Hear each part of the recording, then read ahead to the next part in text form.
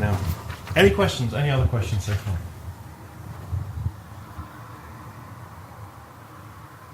Okay, this is the complicated bit. Saved it till last. And it's the structuring of internal dialogue. Okay?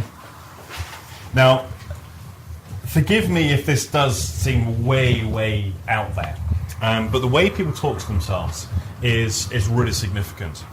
My friend and colleague Nick Kemp, he's designed what he calls the tempo exercise for working with anxiety. Nick was telling me about this, and I was a bit slow actually in adopting it. I'll leave it to Nick to show it. If you type in tempo exercise into Google, you'll find Nick's work with this. Predominantly, it's looking at the structure of the person's internal dialogue and the speed by which the person talks to themselves. Anxious people talk to themselves quickly. Calm people talk to themselves slowly. But because they speak so quickly inside the head, it sounds like they're talking quite.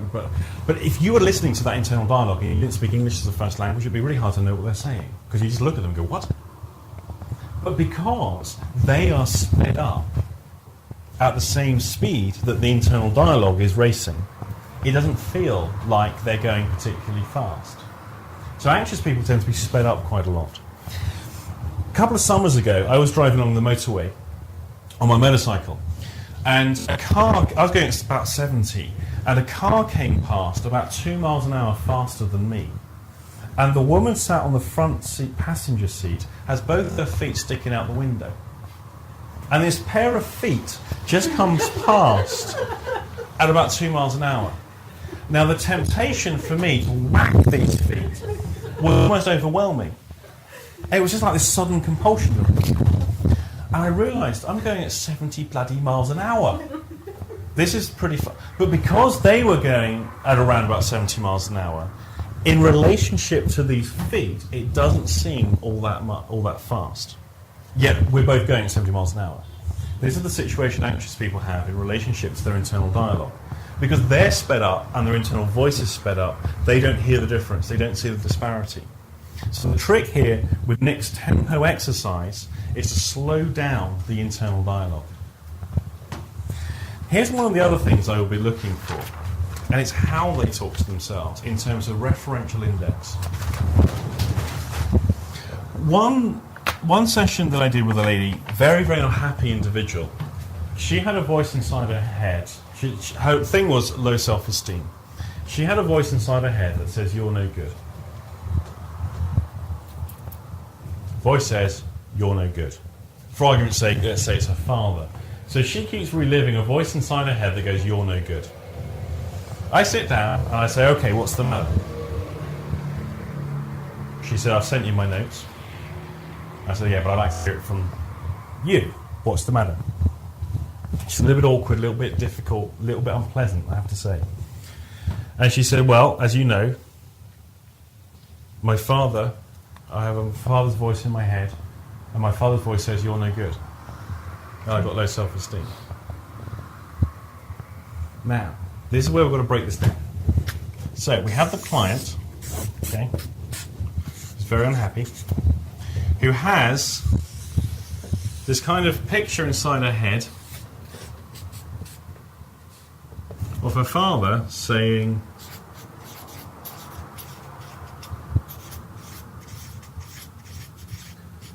"You're no good." And she feels low self-esteem because father says, "You're no good." Who's father talking about? Can I borrow you, Keith? Oh, yeah. No, you don't have to move down. Okay. Okay. Therapist, client. Okay? Pay close attention to this one. Where you see it's like this. I have a voice inside my head and it just says, "You're no good." Who am I talking about? Okay? I have a voice inside my head that says, "You're no good." But me, the client, don't experience it that way. Because I hear it as my father saying, "You're no good." Because the referential index of the word "you" I hear as meaning me. But that's not what the word "you" means. The word "you" means you.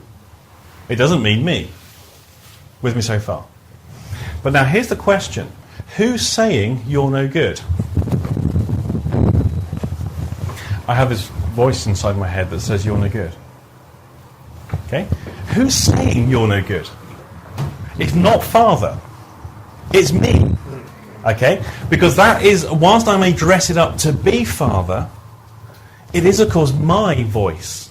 But to go, it's a voice inside my head that says you're no good, means I'm not taking responsibility for it. So I get to be a victim, and I get to insult you. Now, this lady had been lifelong in therapy. So what I now do is behave in a way that would be rather considered to be unprofessional. And I do everything in my power to nail her to being specific, whilst not helping her in the slightest. To the point she gets up and walks out the session. Storms out. Slamming the doors on the way with a big display of stuff. Interestingly, her symptoms went away. Primarily as a result of this. Now it says, Andy is no good. So the referential index on the word you is now clarified. So now the father is going, Andy's no good. And she can agree with that, because she's got direct experience. The referential index on the word you is no longer called into question.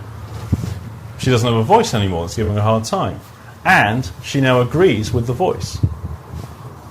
I thought that was pretty fucking clever, I have to confess. It didn't look it at all. It looked horrific. It certainly didn't feel very nice to be doing this kind of work. Because I will confess, I did not like her. Okay? And I think it was fairly clear she didn't like me. But this was the effect. Did you pay the bill? It was a film session, so she didn't have to pay anything. We actually have this on DVD. I'm just questioning whether to release it or not. So this is the kind of thing. So really pay attention to how people talk to themselves. Now, here's the difference here. Well, you see, I'm a little bit anxious about applying for this course, because I know if I go and do this course, I've got to go and meet new people, and it makes me a bit anxious. Okay, so what do you say to yourself when you think about being anxious? Well, I say to myself, go on, you can do it. Okay? It's not the same as going, go on, I know I can do it. So motivating yourself to go on, Andy, you can do this, is not the same thing as going, I can do this. Because to say that you can do this means there's two entities there. The one that's giving the encouragement and the one that's being encouraged. There is a division in experience, which is what we tend to see in anxiety, because the person is not aware of their anxious portion. The anxiety happens to them outside of conscious awareness.